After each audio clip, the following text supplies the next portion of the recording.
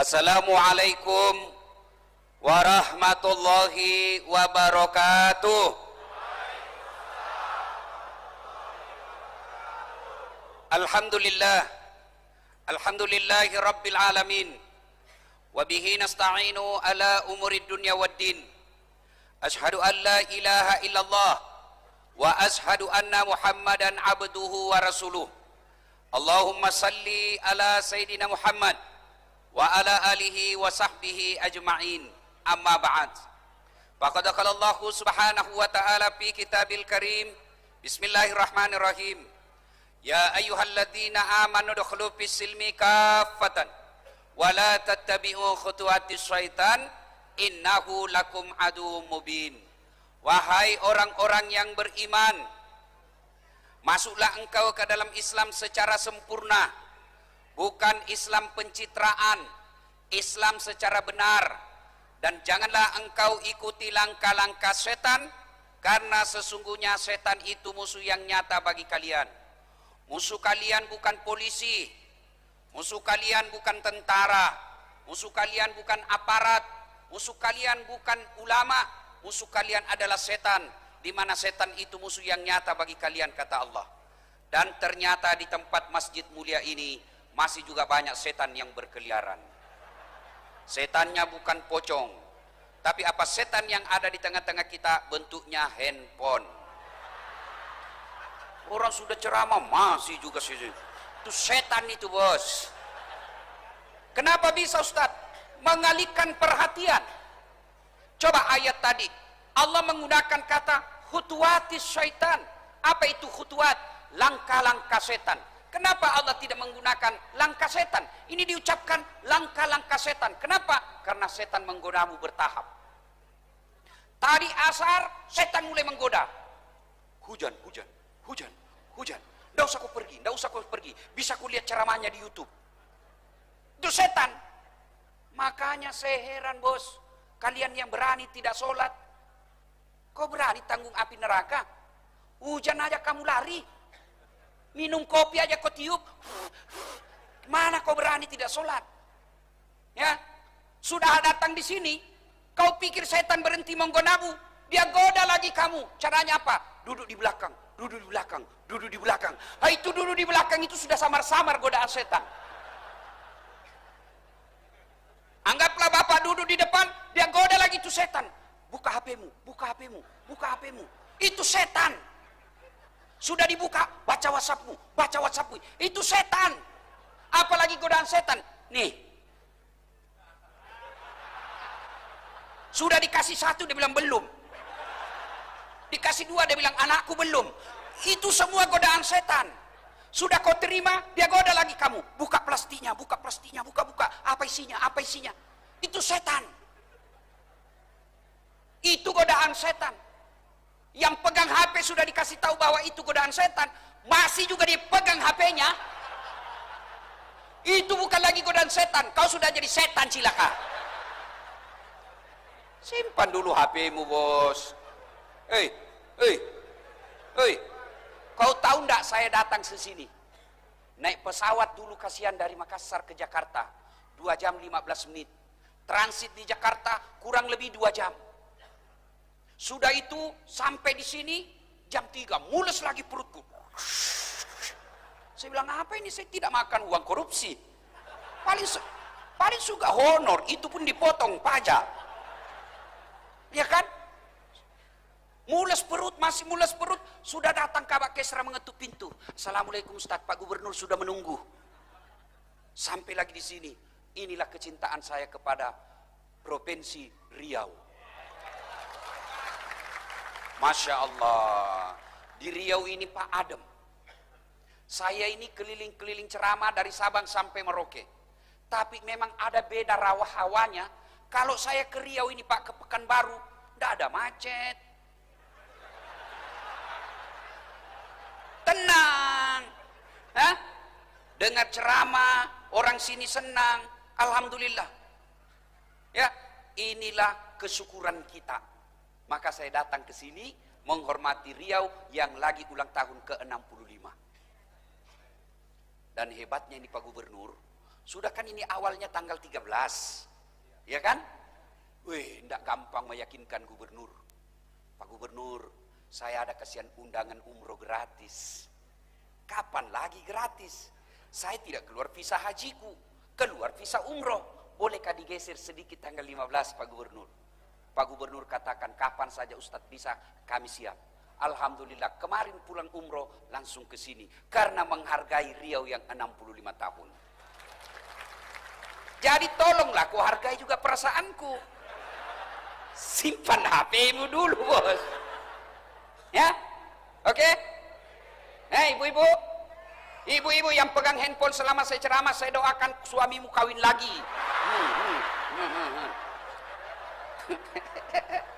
Si mau kok. Woi, simpan dulu. Nggak usah selfie-selfie. Tadi ibu-ibu saya naik lift, Ustadz, foto, sudah foto, dia bilang, Ustadz buka masker. Sudah buka masker, dia bilang, ulang Ustadz, kabur Ustadz, kabur. Saya bilang dalam hati, biar kau ulang 10 kali, dan mukamu yang kabur. Simpan dulu handphonenya, simpan ya. Wa qala idzan, bismillahirrahmanirrahim. Innallaha wa malaikatahu yusalluna 'alan nabi. Ya ayyuhalladzina amanu sallu 'alaihi wa sallimu taslima.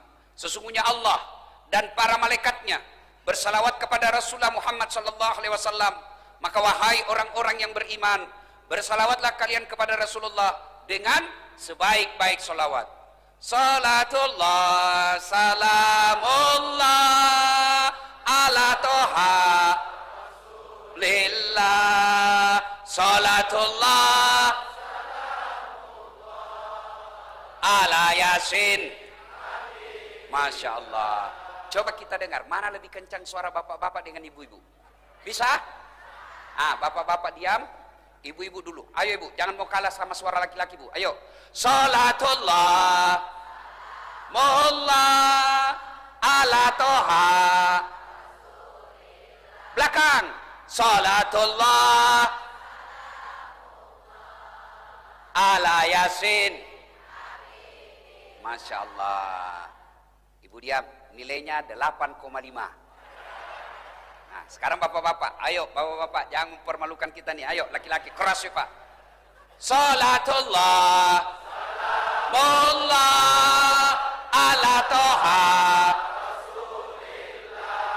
Salatullah, salam, ala yasin.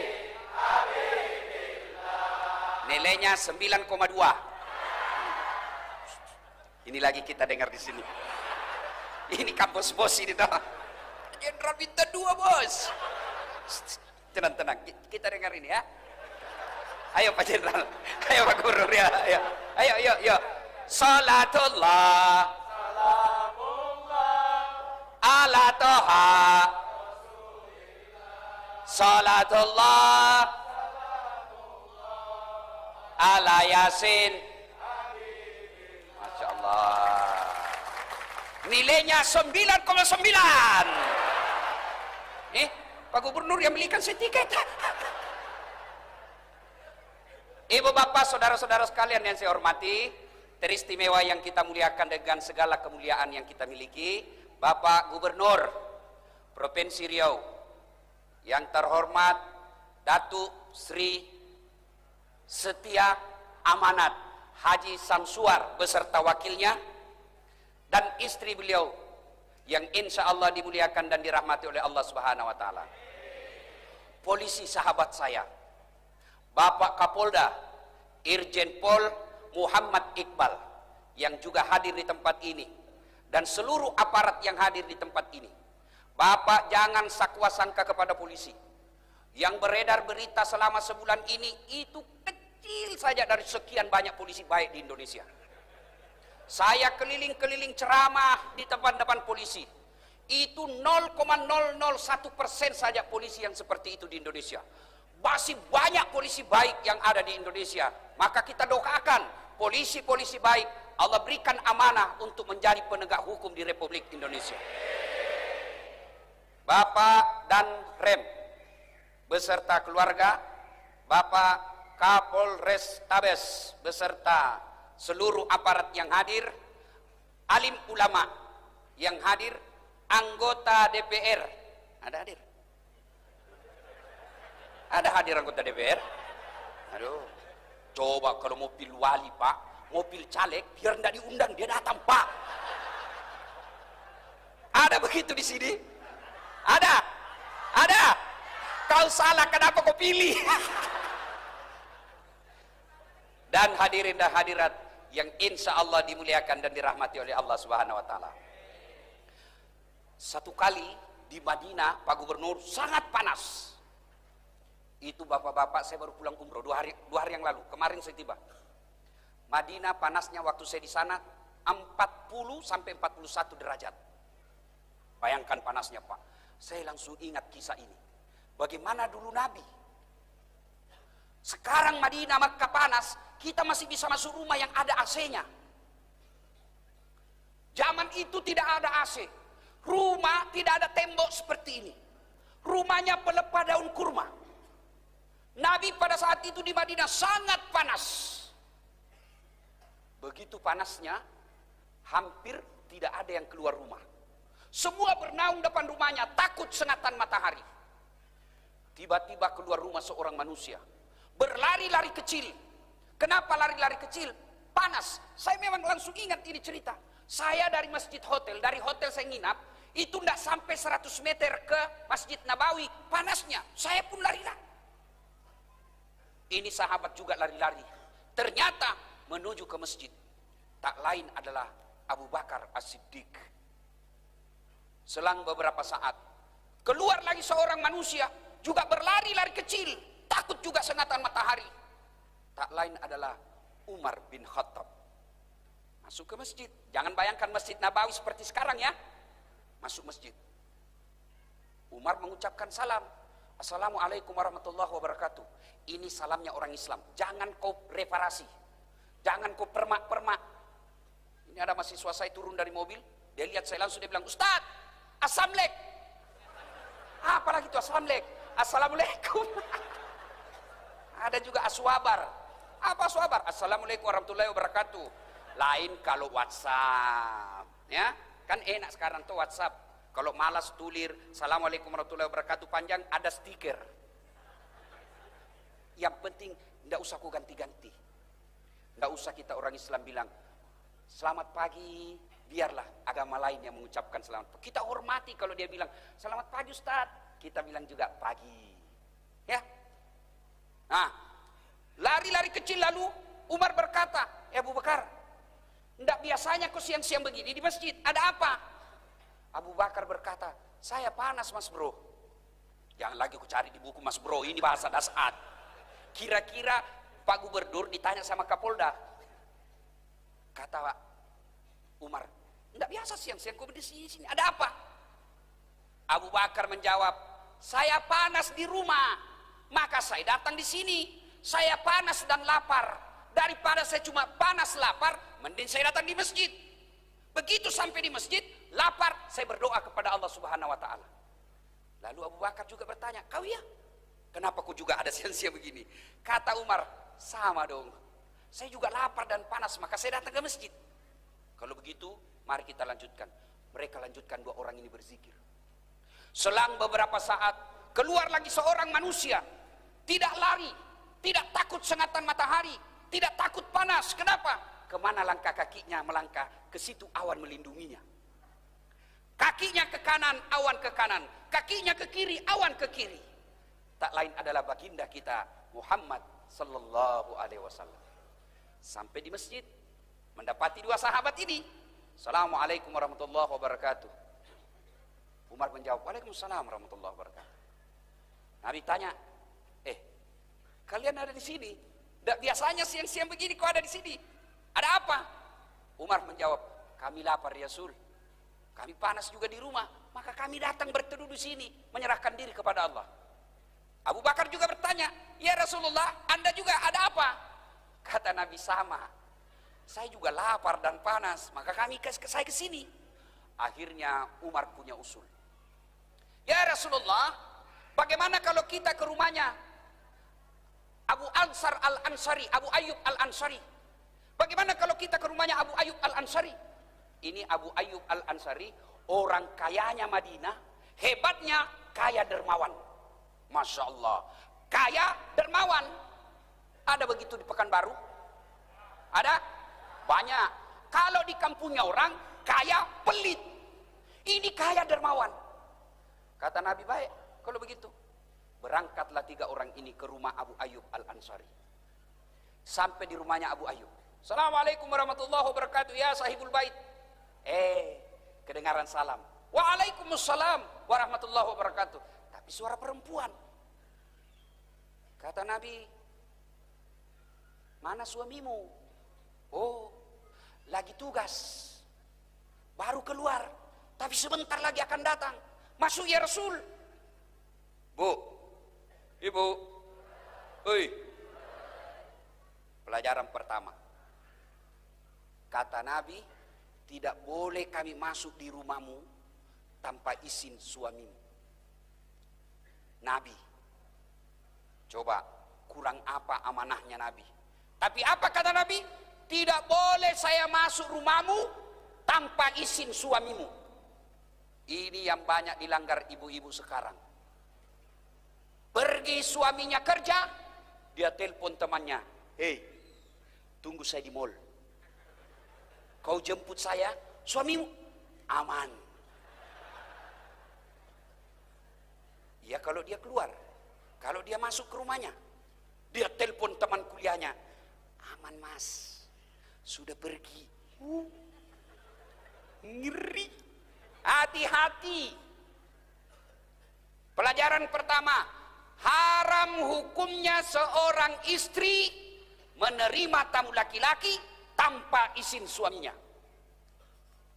Dengar, Ustadz, saya sepupu, tidak boleh. Saya sepupu 1 kali, tidak boleh. Apalagi sepupu lain kali. Tidak boleh. Perselingkuhan sekarang yang mengancam rumah tangga kita. Bermula dari apa? Medsos. Curhat. Kesepian banget. Hati-hati.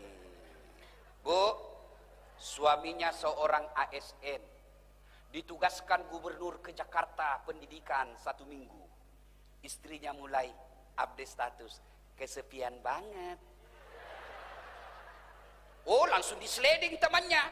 Boleh juga tuh diganti. Berawal dari canda. Maka jangan curhat di medsos. Bertengkar suami, jangan curhat di medsos. Ini rajin betul bermedsos. Baru bangun, medsos. Bagus kalau statusnya doa. Bagus kalau statusnya amar ma'ruf nahi mungkar. Ini statusnya pertengkaran rumah tangganya. Andai ku tahu kau begini, tak ku terima lamaranmu. Apalagi tak ku terima nasodu 2 anakmu. Lanjut kisah. Lalu Nabi berkata, kita tunggu suamimu deh. Datanglah suaminya. Gembira. Alhamdulillah, alhamdulillah. Kami kedatangan ya Rasulullah. Senang betul Abu Ayyub Al-Ansari. Begini orang Islam, senang didatangi ulama. Saudaraku, bumi lancang kuning.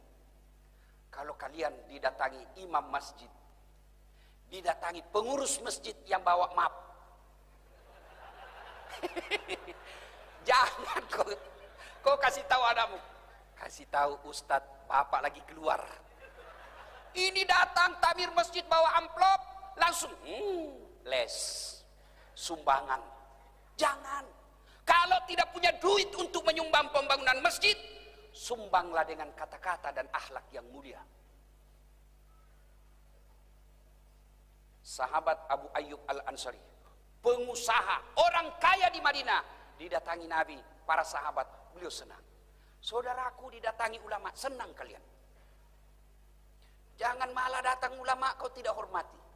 Kau lebih hormat sama Kapolda daripada imam masjid. Kapolda ada pensiunnya, men. Beliau bintang 2, bintang 3, pasti pensiun. Ya. Maka hormati ulamamu. Saya tanya saudaraku, kalian bisa paham halal haram dari ulama atau dari pejabat? Kalian tahu rukun-rukun Islam dari ulama atau dari pejabat? Kalian tahu rukun-rukun sholat dari ulama atau dari artis? Nah, kenapa sekarang kalian lebih hormat sama artis daripada sama ustadz?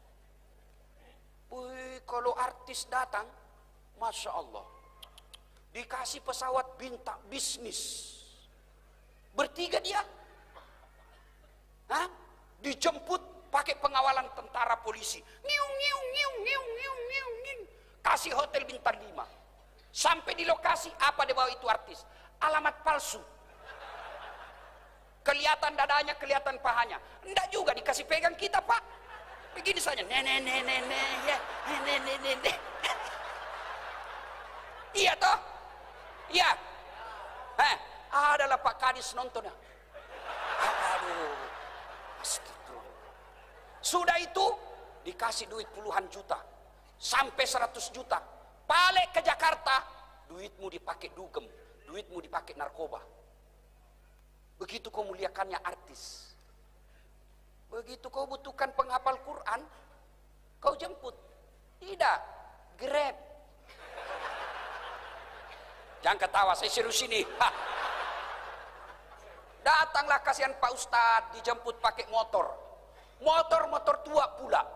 Tidak ada stang kakinya, satu di belakang. Karena gerimis. Satu mantel berdua. La haula wala. Pak Ustadz bilang, masih lama dek, lagi 4 tikungan Ustadz. Basalah kita dari bawah air, dari atas air. Sampai di rumah, disuruh kita hafsi. Baca doa 1 jam, sampai ketek pun basah. Sallallahu ala Muhammad, sallallahu alaihi wasallam. 1 jam, dia tinggalkan tokonya, dia tinggalkan pekerjaannya, dia tinggalkan keluarganya, karena menghormati jemputan umat. Dia datang kasihan, 1 jam dia bacakan doa, dia salawati rumah kita supaya jin dan iblis lari. Begitu mau pulang, kenapa kau sembunyi? Nah, bukan uang korupsi ini. Masih baik Pak kalau di amplop, dia kucat-kucat Pak. Dikasih 50.000. Dia lihat suaminya, berapa kau kasih Pak Ustadz? 50.000 Pak. Masa cuma 50.000 kau kasih? Apa kata istrinya? Ya sudah, tambah pisang 2 sisir di situ. La haula wala quwata illa billah. Begitukah pejabat-pejabat di Riau? Hah? Tidak. Karena kalau begitu tidak mungkin saya datang lagi di sini. Mari, saudaraku, muliakan ulama. Jangan kau tuduh ulama sebagai teroris. Mana ada senjatanya ulama, kasihan. Katanya ajarannya nanti merongrong negara. La haula wala quwata illa billah.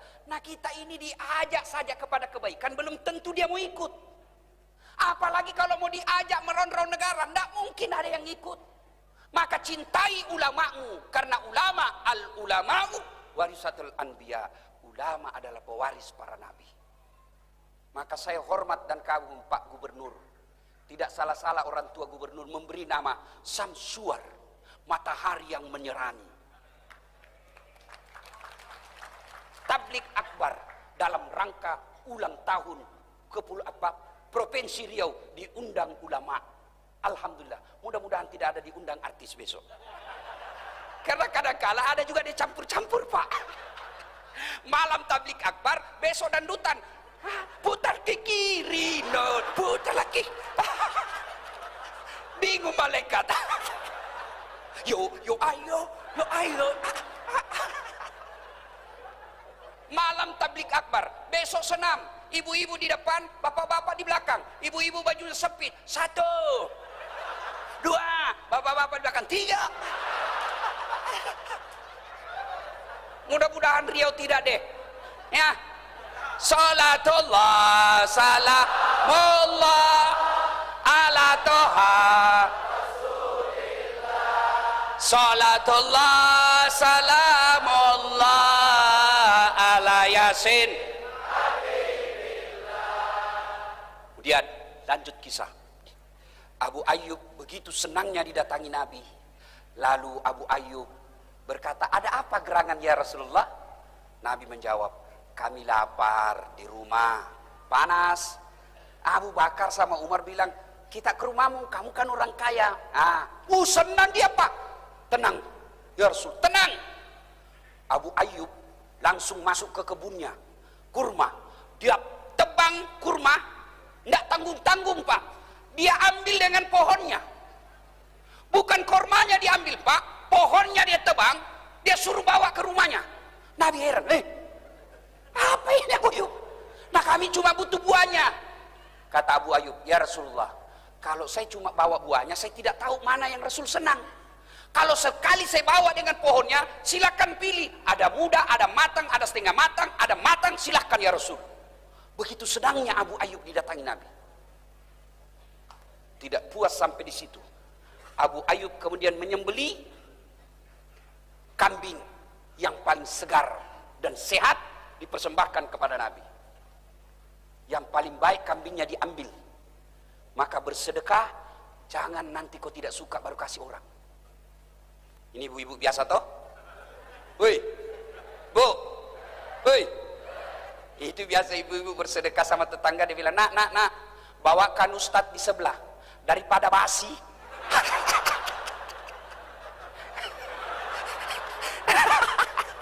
Nanti mau basi baru diingat ustadz. Yang bener aja bu. Ibu mau kalau kami mancret. Abu Ayyub dia ambil kambingnya, dia sembelih. Lalu setelah disembelih, dihidangkan, Nabi makan. Ada roti, ada kurma, ada kambing. Nabi lagi makan. Tiba-tiba Nabi berkata, Abu Ayyub, tolong kasih saya piring. Untuk apa ya Rasulullah? Bawakan anakku, kasihan Fatimah. Sudah lama dia tidak makan enak. Tolong bawakan anakku. Masya Allah. Saya dengar-dengar Pak Gubernur juga begitu. Kalau makan enak, ingat anak dan istri di rumah. Iya Pak Gubernurnya? Kenapa kau ketawa? Yang banyak suami makan enak di luar, istri lapar di rumah. Itu bukan bagian dari umat Nabi itu. Nabi ingat makan di rumahnya. Anakku kasihan, sudah lama tidak makan enak, tolong kau bungkuskan. Kira-kira masih ada ke suami seperti ini sekarang? Masih ada? Ini semua nih, insya Allah. Makan enak, ingat anak istri. Lalu setelah itu, Nabi mengambil semua sampel makanan. Beliau ambil daging, beliau ambil roti. Dia naikkan tangannya, kurang lebih seperti ini. Nah, Nabi begini. Lalu Nabi bersabda, saudara-saudara sekalian, tadi kita keluar rumah lapar. Tadi kita keluar rumah kosong perut. Tapi alhamdulillah, dengan izin Allah, dengan persaudaraan di antara kita, ada kaya, ada miskin, ada kenyang, ada lapar. Alhamdulillah, Allah persaudarakan kita. Tidak perlu keluar duit, kita sudah penyung. Tidak perlu beli, kita sudah ada isi perut.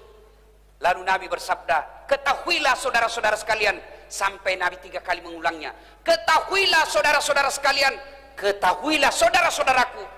Semua yang masuk di lehermu, lewat di tenggorokanmu, masuk ke perutmu, tak setetes pun yang lepas dari tanggung jawabmu nanti di akhirat.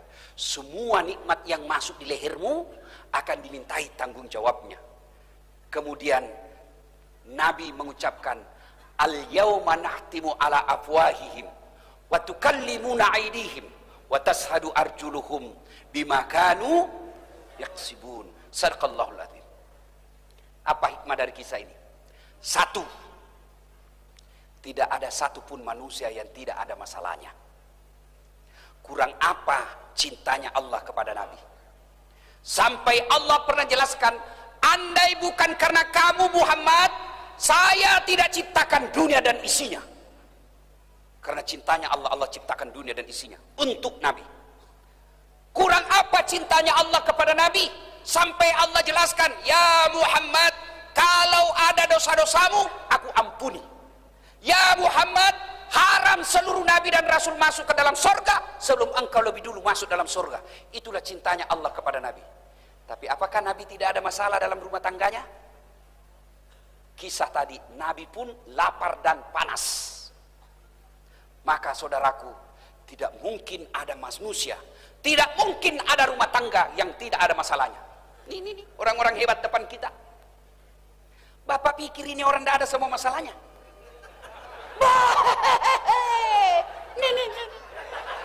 Pak Gubernur, masalah paling besar sekarang mau 2 periode. Iya toh? Iya kan? Sampingnya lagi kanan, Kapolda, bintang 2. Bapak pikir tidak ada masalahnya, mau bintang 3.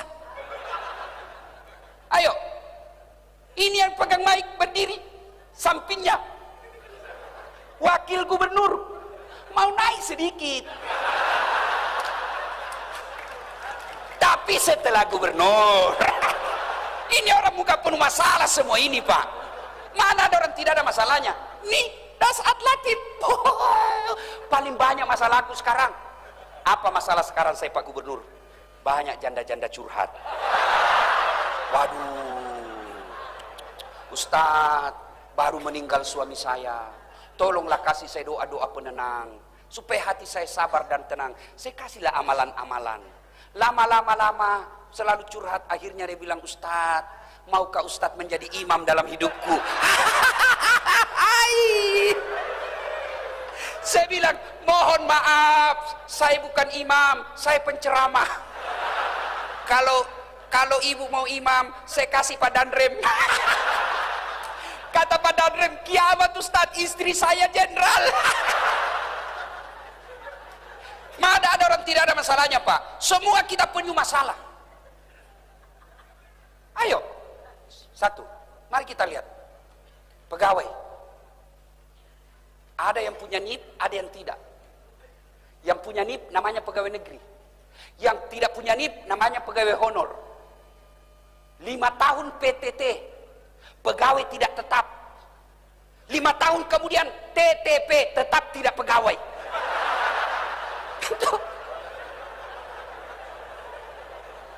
Iya toh?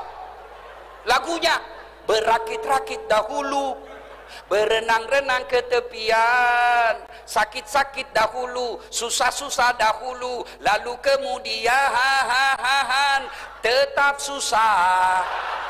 Lagunya Satpol PP, polisi setengah. Iya Pak. Waduh, Pak Kapolda, Pak Jenderal, saya ketemu security di hotel. Dia bilang, Ustadz, alhamdulillah, selama baju kami seperti ini, seragam ini, terangkat derajat kami Ustadz. Kami dikira polisi. Saya bilang, iya, kau rugikan polisi. Polisi dikira security.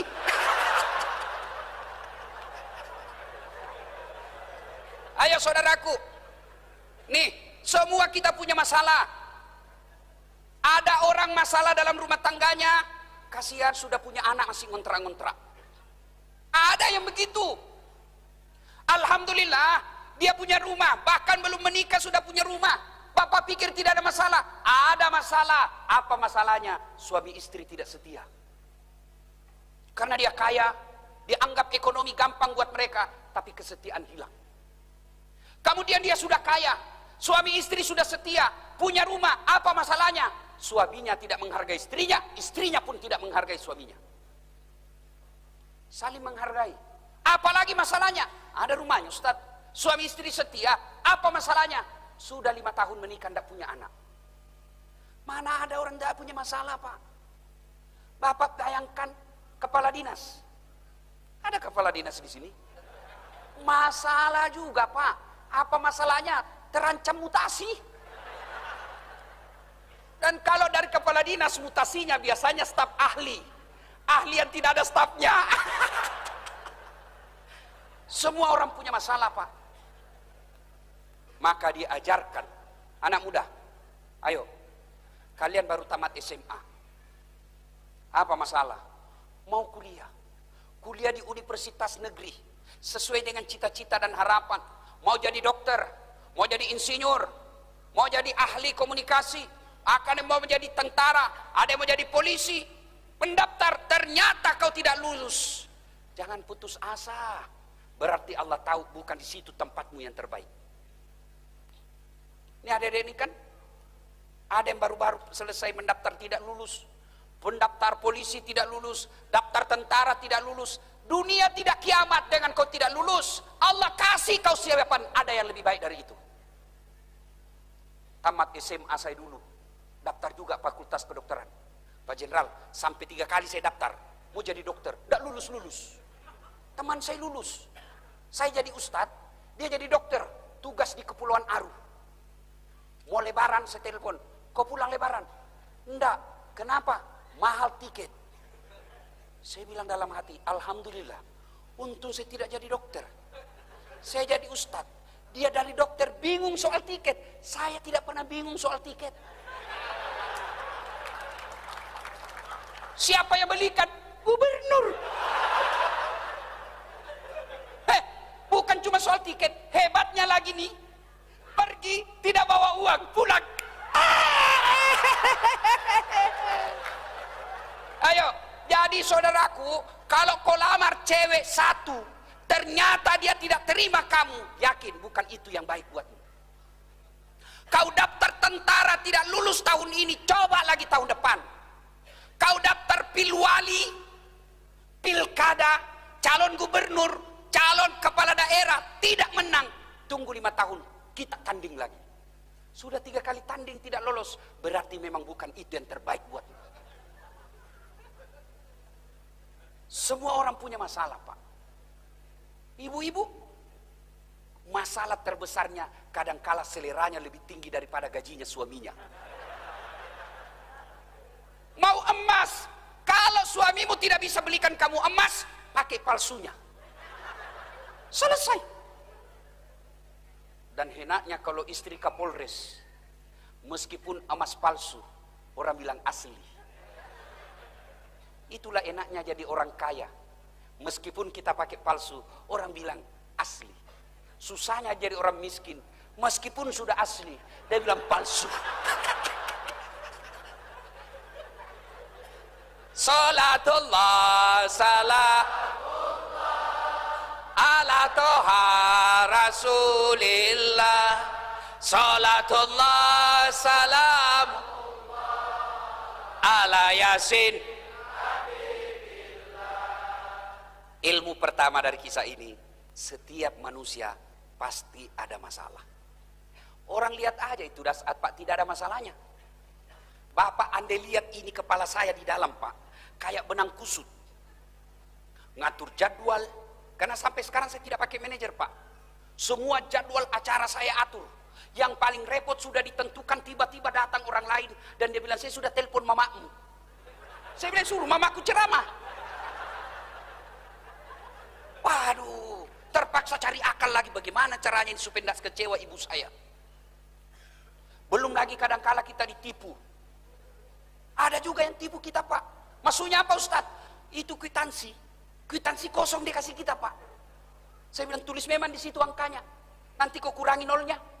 Kau kurangi, lain kau kasih kita, lain kau... Ada juga yang begitu Pak. Semua orang, jangankan Dasat Latif, jangankan Pak Gubernur, jangankan Pak Kapolda, Wakil Gubernur, Nabi, kurang apa Nabi? Apa tidak ada masalahnya? Dengar kisah tadi, lapar juga beliau, kepanasan.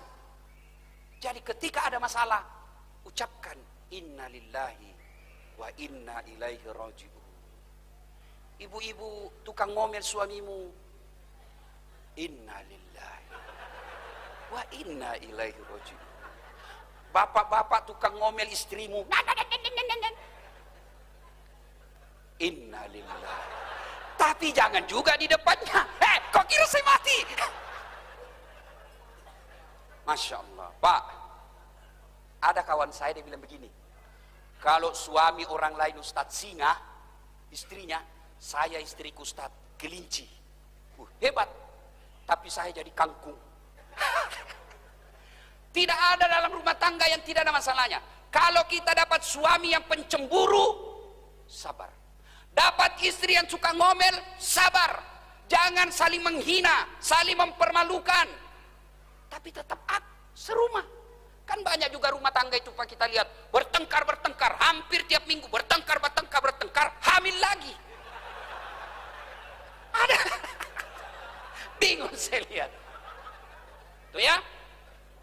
2 pelajaran. Begitu ada masalah, kita lihat tadi Rasulullah. Ada masalah, tidak ke warkop. Ada masalah, tidak ke gubernur. Ada masalah, tidak ke wakil gubernur. Tidak ke Kapolda. Kemana? Pertama dulu ke masjid dulu. Maka alhamdulillah, ambil hikmah. Allah lebih senang kita tabligh akbar di masjid daripada di halaman kantor gubernur. Allah katakan, kau datang ke masjid. Di masjid penuh rahmat. Di masjid adem ayem. Kau tidak perlu lagi pusing bagaimana kalau hujan. Bayangkan kalau tadi kita sudah di lapangan, sudah duduk-duduk, ternyata hujan bukan sore tapi malam. Bubar ceramah. Maka Allah katakan, kau lebih senang datang ke masjid. Datang di masjid ini. Maka bapak-bapak ada masalah, datanglah ke masjid. Saudara-saudaraku para polisi, ada masalah, datang ke masjid. Curhat dalam masjid. Tentara ada masalah di mutasi tempat yang tidak enak, datang ke masjid. Saudaraku ASN, kamu dianiaya, datang ke masjid. Ngadu kepada Allah. Kalau mau ngadu kepada gubernur, tidak serta-merta bisa Pak. Kenapa? Ada protokolernya. Saya kasih contoh. Pak, Bapak dulu tim sukses. Oke. Ada masalah, mau ketemu gubernur. Karena gubernur sibuk, ajudan dulu ditemui. Ajudan, Pak Ajudan, ada kata ajudan, saya tidak bisa jelaskan Pak, lebih baik Bapak bikin proposal. Datang minggu depannya, jadi proposal. Datang kita 1 minggu kemudian, kata ajudan, baik, saya kasih dulu ke Pak Gubernur, biarkan beliau yang pelajari. Bapak datang lagi minggu depannya, datang lagi kita minggu depannya, datang. Apa kata gubernur? Saya serahkan dulu kepada dinas yang bersangkutan. Bapak datang lagi minggu depannya, sudah 3 minggu. Pas datang, dia bilang Pak Gubernur, baru dibahas. Bapak datang lagi minggu depan, sudah 4 minggu. Selesai dibahas, kata gubernur, kita janjian hari Senin jam 8 pagi. Ternyata tamu Pak Gubernur banyak betul. Akhirnya dari jam 8 kita nunggu sampai jam 2 sore. Siang. Selesai nunggu 4 minggu, dari pagi sampai jam 2, lalu Pak Gubernur keluar. Assalamualaikum Pak Haji. Waalaikumsalam. Gimana Pak Gubernur? Saya sudah baca. Alhamdulillah. Tapi menurut kepala dinas, kalau saya bantu Bapak, Bapak selesai masalahnya, saya ditangkap KPK. Jadi bagaimana Pak Gubernur? Mohon maaf Pak, saya tidak bisa bantu. 4 minggu menunggu, hasilnya mohon maaf. Itulah kalau kita gantung kepada manusia. Bapak datang ke masjid, apa ada menunggu? Tidak Pak. Tapi saya heran lihat kenyataan kita. Saya kering keluar masuk rutan, rumah tahanan. Saya sering masuk lapas, keluar masuk saya datang penjara. Bukan sebagai narapidana tapi penceramah. Itu masuk lapas Pak, masuk rutan, berlapis itu penjaga. Jaga, jaga lagi. Pintunya lapis baja, 4 lapis bisa masuk. Di dalam full overdosis, overload. Penjara daya tampungnya 100, isinya rata-rata 300. Padahal susahnya orang masuk. Kenapa masjid? Tidak ada penjaganya. Pintunya cuma 1. Masjid kosong. Itulah sebabnya 30 tahun kalian jadi PNS tidak bisa lepas dari kredit. Kenapa? Kalian jauh dari rumah Allah. Coba datang. Nih Pak, yang lagi berdiri ceramah, saya baru sadar. Salah satu cara Allah memelihara saya, dari saya lahir sampai sekarang, rumah saya selalu dekat dari masjid. Tidak pernah direncana. Di kampung saya tinggal, rumah saya tidak sampai 200 meter dari masjid. Saya pertama hijrah, merantau ke Makassar, tamat SMP. Tinggal rumah kakak saya, dekat dari masjid. Pindah lagi saya dari Jalan Yosudarso ke Jalan Harimau, lebih dekat lagi Pak. Guling-guling saja saya 4 kali sudah sampai. Pindah Jalan Harimau, saya pindah ke Bayang-Bayang Makassar, dekat lagi dari masjid. Dari Bayan saya pindah lagi ke Todopuli, dekat lagi dari masjid. Malah saya menjadi ketua remaja masjid. Dari situ saya pindah lagi ke Todopuli, tidak sampai lagi 100 meter dari rumah, ada lagi masjid. Saya pindah ke Jalan Hertasnin rumah saya sekarang, tidak ada masjid, saya bangun masjid.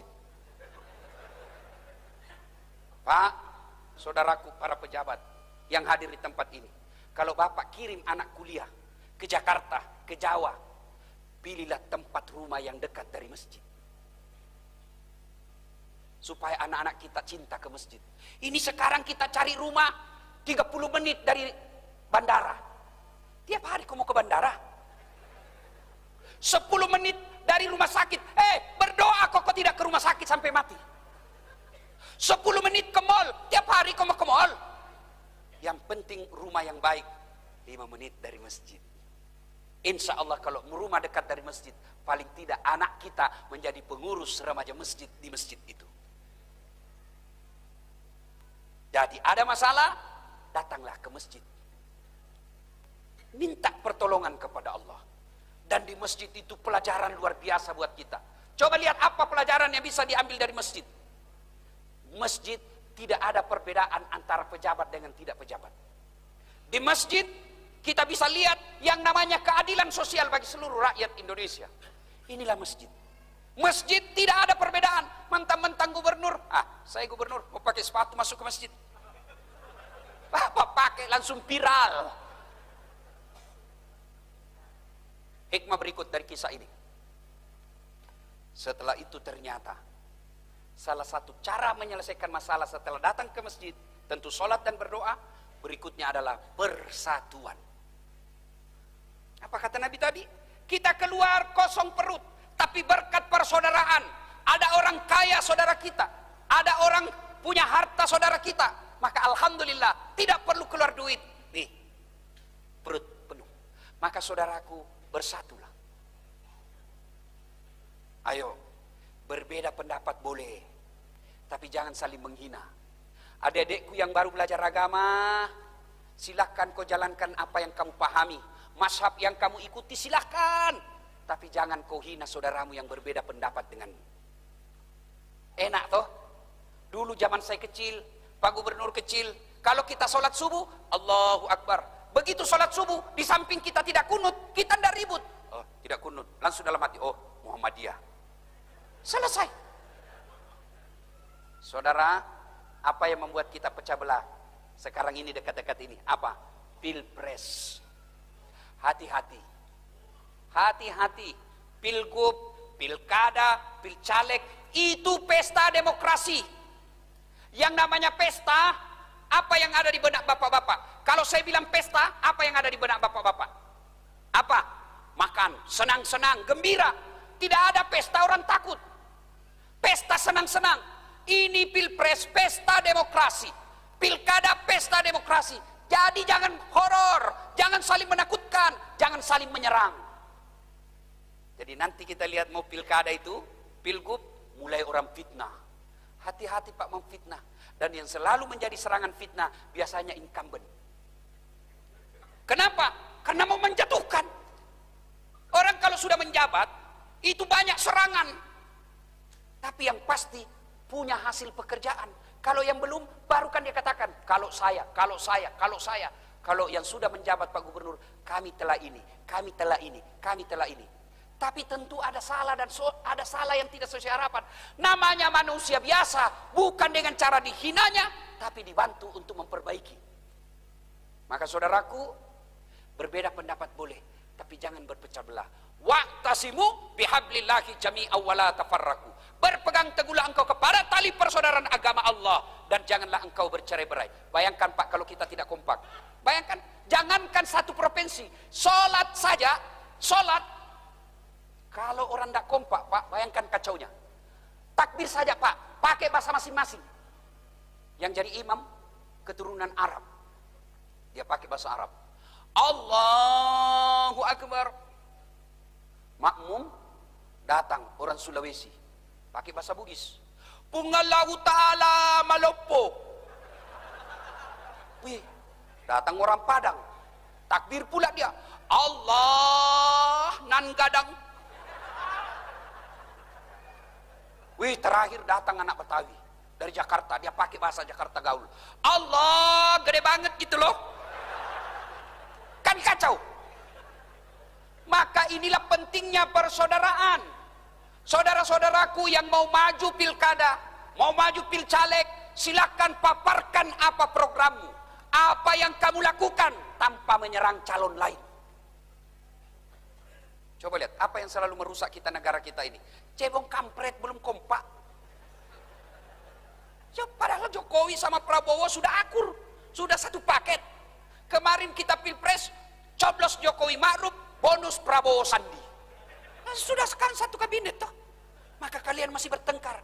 Bodoh kalau gara-gara pilpres, gara-gara pilkada kita bertengkar, Pak. Jangan. Orang yang memutuskan tali persaudaraan, kata Nabi, lebih dari 3 hari, falaisa minni, kamu bukan umatku. Hikmah yang keempat dari kisah ini, semua nikmat yang Allah berikan, percaya saudara, akan diminta tanggung jawabnya. Jadi Kapolda ada pertanggungjawaban, dari gubernur ada pertanggungjawaban, jadi ustadz ada tanggung jawab. Tapi ini saudara-saudara kita, bapak-bapak kita yang terhormat di depan ini, keliru dan salah kalau tidak memudahkan jabatannya masuk surga. Apa maksudnya Ustaz? Saya ceramah, wahai saudara-saudara sekalian, mari sholat subuh, mari sholat jamaah. Yang datang orang tua yang sudah muka sakaratil maut, yang sudah pensiun. Tapi coba kalau Pak Gubernur sholat di masjid, Assalamualaikum warahmatullahi, Assalamualaikum warahmatullahi. Mana ini di kepala dinas PU? Tidak pernah muncul-muncul saya lihat berjamaah. Besok Pak menelpon ajudan, Pak Kadis, dicari kau sama Pak Gubernur, katanya tidak pernah datang sholat jamaah. Besok Pak belum azan sudah ada dalam masjid dia Pak. Itulah hebatnya jadi gubernur. Maka keliru kalau tidak memudahkan dirinya masuk surga. Pak Kapolda, saya ceramah, jangan minum hamar, jangan mabuk, jangan narkoba. Anak muda selesai saya ceramah, Pak, kempes ban motorku. Marah dia Pak. Tapi coba kalau Kapolda, jangan judi online, tutup zina, tutup narkoba, habis Pak. Punya kuasa. Dan seorang gubernur dan seorang ustadz kalau masuk surga, jauh lebih gampang masuk surganya gubernur daripada seorang ulama. Kenapa ustadz? Contoh, kalau malaikat berkata, ulama dari Provinsi Riau silakan masuk surga.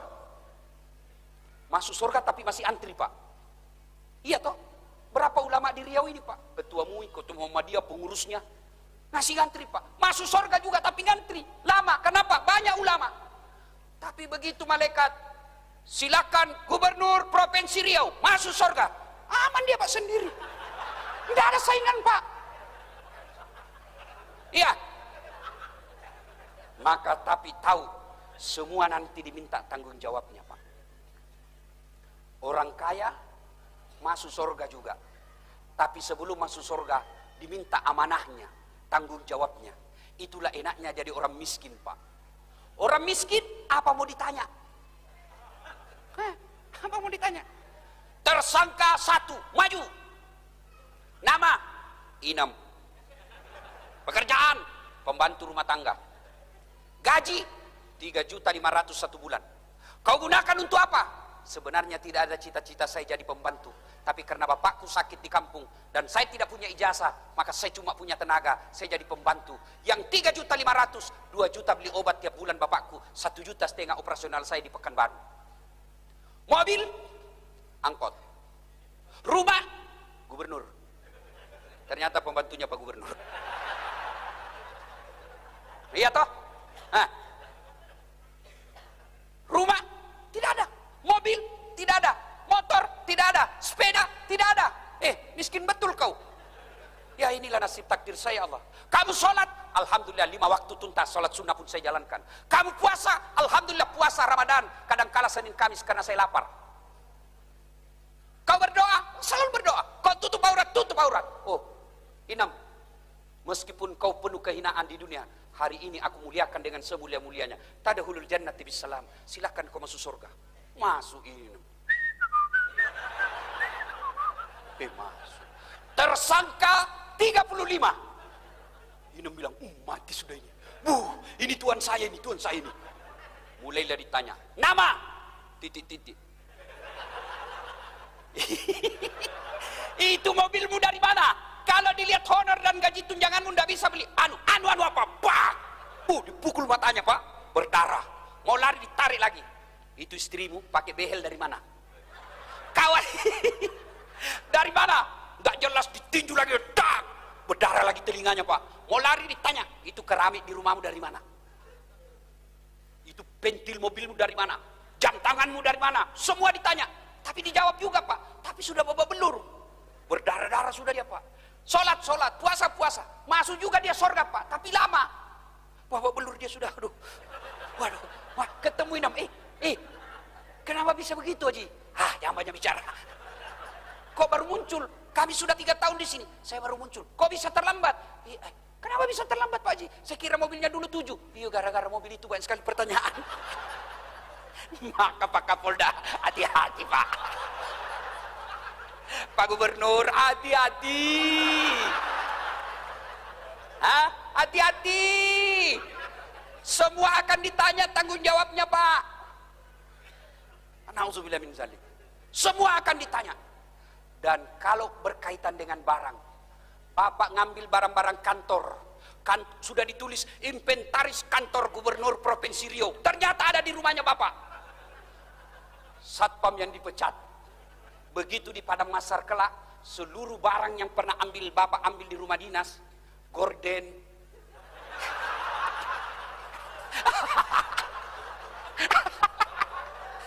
hancur kok. Bapak disuruh pikul, Pak. Disuruh pikul. Masuk suruh lewat Bapak.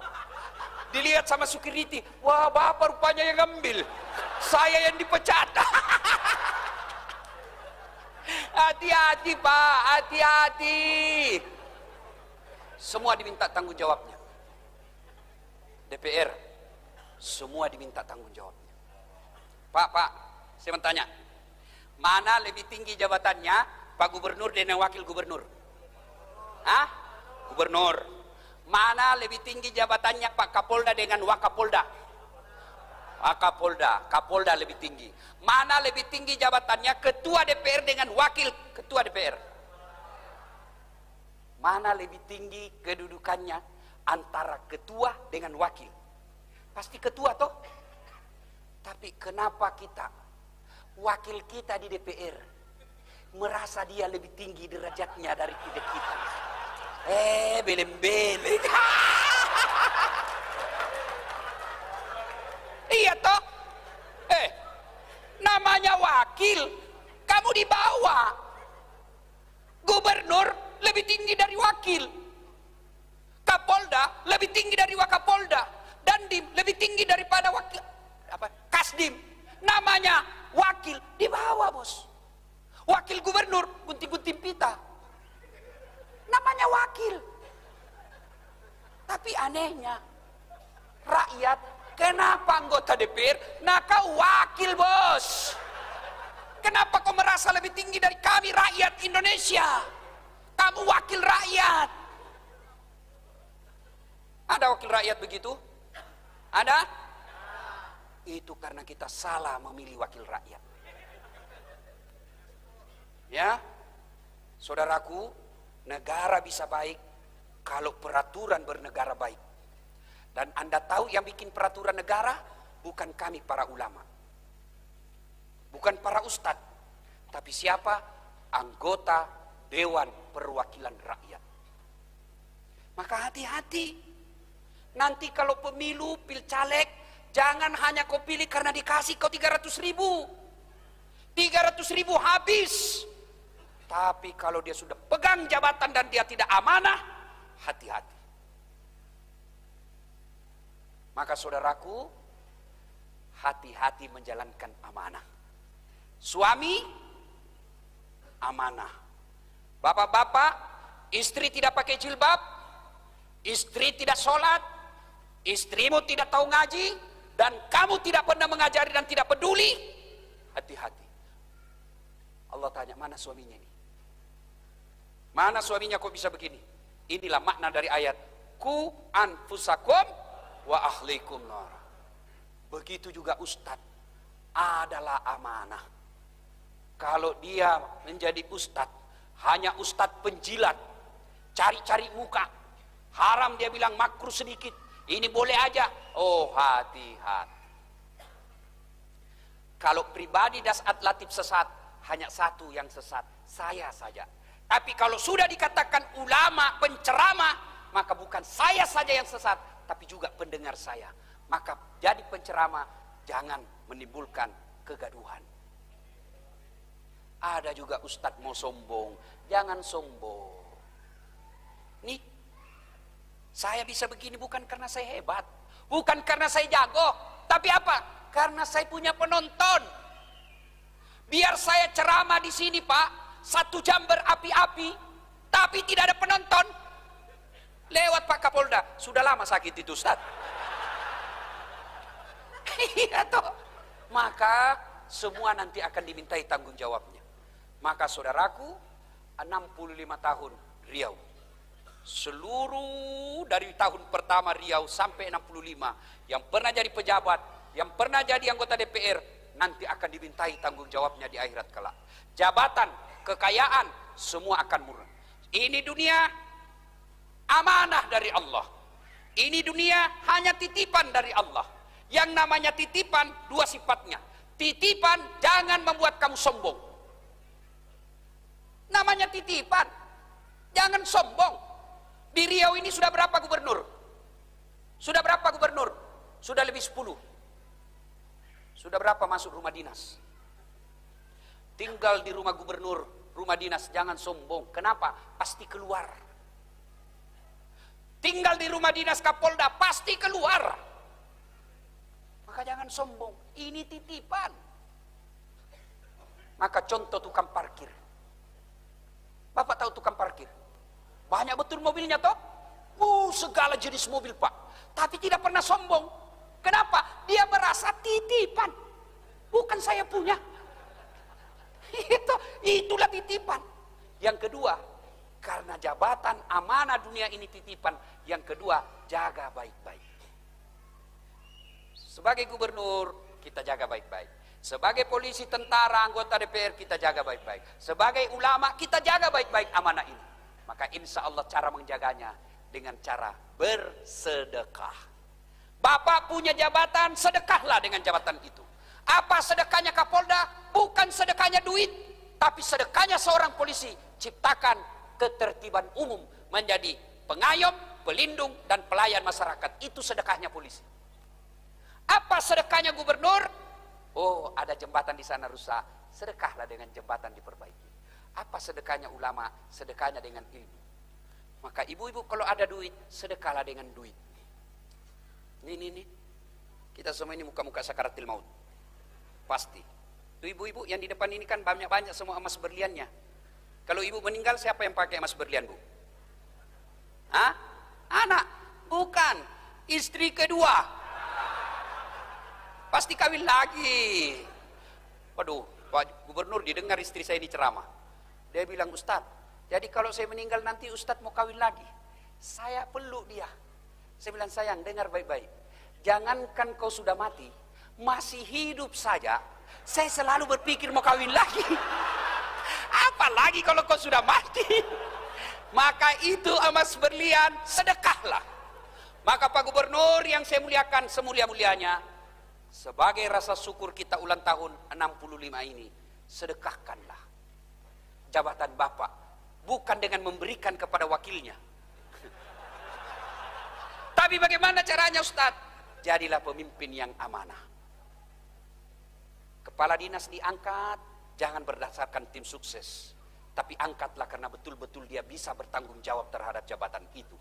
Maka insya Allah kalau ini dilakukan Pak, janji Allah dalam Al-Quran, walau anna ahlal qura amanu wattaqau lafatahna alaihim barakatim minas sama'i wal ard, maka akan aku turunkan keberkahan dari langit dan keberkahan dari dalam tanah. Salatullah salamullah ala toha. Salatullah salamullah ala yasin. Ibu bapak ingin rasanya berlama-lama, tapi waktu jualah yang membatasi kita. Terima kasih undangannya Pak Gubernur. Mudah-mudahan Bapak sehat walafiat, dilimpahkan segala kenikmatan, diberikan amanah di dalam menjalankan tugas dan tanggung jawab. Kepada saudara-saudara sekalian, mudah-mudahan langkah-langkah kaki Bapak Ibu menjadi amal-amal pemberat kebaikan di akhirat kelak. Demikian, lebih dan kurangnya mohon dimaafkan. Assalamualaikum warahmatullahi wabarakatuh. Kita berdoa dulu. Ayo berdoa dulu. Itu yang langsung jalan, setan coba jalan. Kena godaan setan. Kita berdoa dulu, doa. Kita awali dengan mengirimkan suratul Fatihah. Rasulullah Muhammad sallallahu alaihi wasallam, khasiat dan keutamaannya kita ikhlaskan. Mudah-mudahan suratul Fatihah itu pemimpin-pemimpin kita yang hadir di tempat ini, Pak Gubernur, Wakil Gubernur, Pak Kapolda, Pak Danramil dan semuanya yang hadir, pemimpin kita surahkan Fatihah, mudah-mudahan diberi amanah. Ila hadatin Nabi Mustafa Muhammad sallallahu alaihi wasallam. Al-Fatihah.